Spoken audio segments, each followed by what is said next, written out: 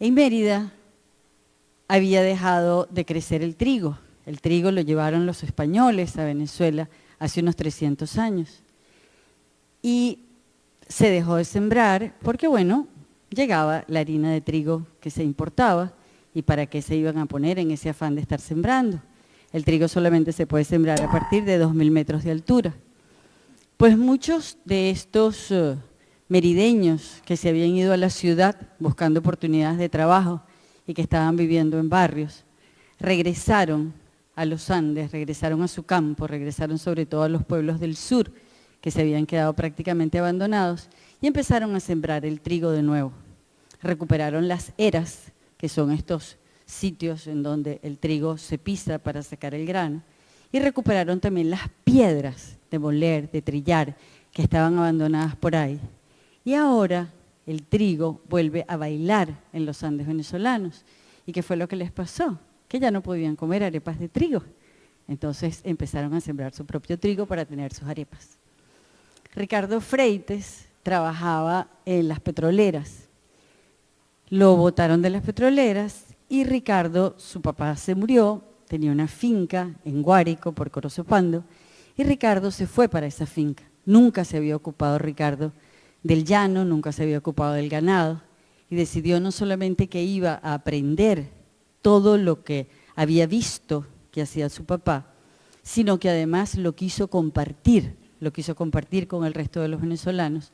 Y entonces hizo de Las Caretas un campamento, una posada, que se convirtió en modelo para el llano, porque se dedicó a hacerle primero un museo a su papá dentro del hato, donde cuenta la historia de los hatos llaneros, de cada uno de los materiales que se utilizan, donde mientras estás desayunando ves el ordeño ahí al lado, y donde prepara pura comida llanera maravillosa. Es la primera vez que nos comimos un asopado de pato o que nos comimos un pastel de babo.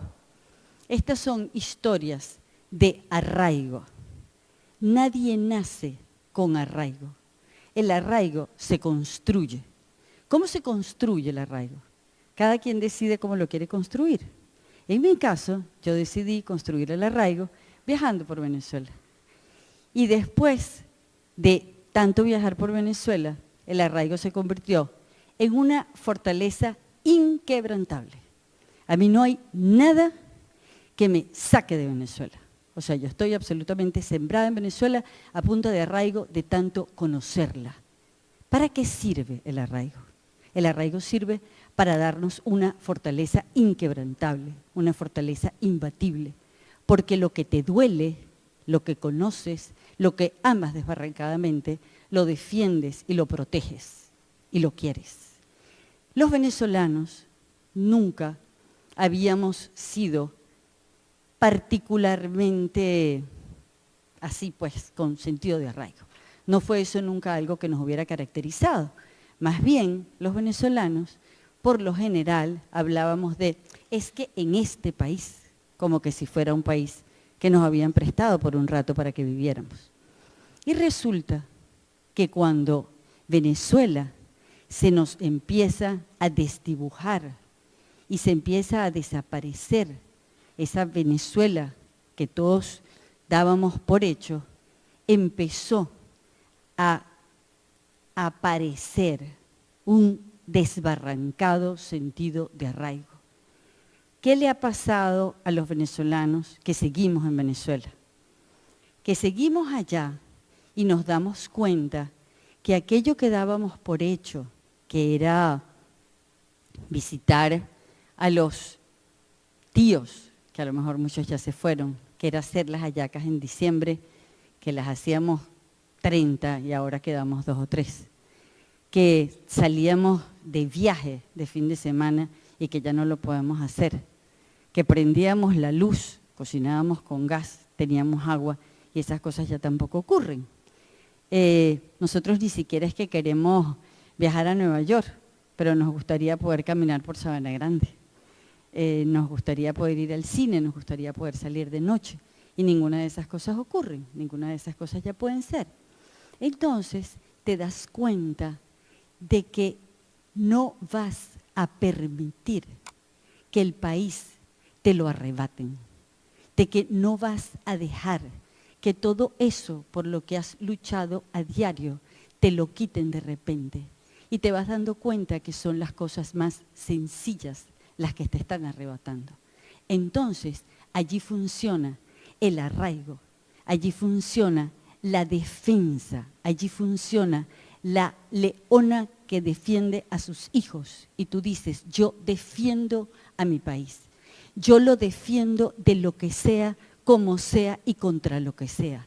Y cuando estás en el apagón y cuando pasas 4 y 5 días sin luz, tú dices, a mí no me vengas, porque puede ser que no tenga luz y puede ser que no tenga agua, entonces me compro linternas, entonces me baño con un tobito, entonces salgo para la calle y ayudo a la gente que tenga al lado, pero de aquí no me muevo. Y hay una frase que es un poco ordinaria, pero que es la que yo tengo como un mantra, que es, no seas marico tú, chico. Porque yo...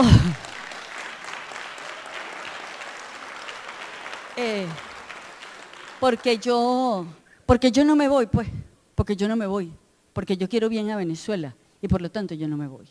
Entonces, esos somos los venezolanos que seguimos en Venezuela. Ahora, ¿qué pasa con los venezolanos que se tuvieron que ir de Venezuela? Porque hay muchos que tomaron la decisión de irse. Nadie se va de donde está bien, nadie se va de donde es feliz. Se van porque ya no pueden más con eso, o porque los votaron, o porque los sacaron, o porque los exilaron, porque de otra manera la gente no se va. Entonces, esos venezolanos que están afuera, de repente empezaron a extrañar, se dieron cuenta que ese país en donde habían vivido, donde se habían criado, donde estaba su familia, donde estaban sus abuelos, también lo estaban perdiendo. Y que aun cuando ellos vivieran en otra parte, eso significaba que no podían regresar, que ya no tenían un terruño, que ya no tenían ese sitio del que tú hablas y es la venezolanidad, es el país, es tu pasaporte, es tu cédula, que eso se les estaba desapareciendo. Y empezaron a extrañar el queso. Y entonces apareció un venezolano en Nueva Zelanda que se ganó una cantidad de premios por los quesos venezolanos que hacía. Y empezaron a extrañar las arepas y empezaron a montarse areperas por el mundo entero. Y empezaron a extrañar los paisajes y entonces pidieron fotos de aquellos paisajes. Y el Ávila se les hizo imprescindible. Y soñaban todo el tiempo con las playas. Y ni siquiera podían ir a visitar ese país del que habían salido obligados, a lo mejor con 2 o 3 maletas, o a lo mejor sin ninguna maleta porque se fueron de vacaciones y después no pudieron entrar, como sabemos de tantísimos casos que hay. Entonces, ¿qué unió a esos venezolanos que seguimos en Venezuela con estos venezolanos que salieron de Venezuela?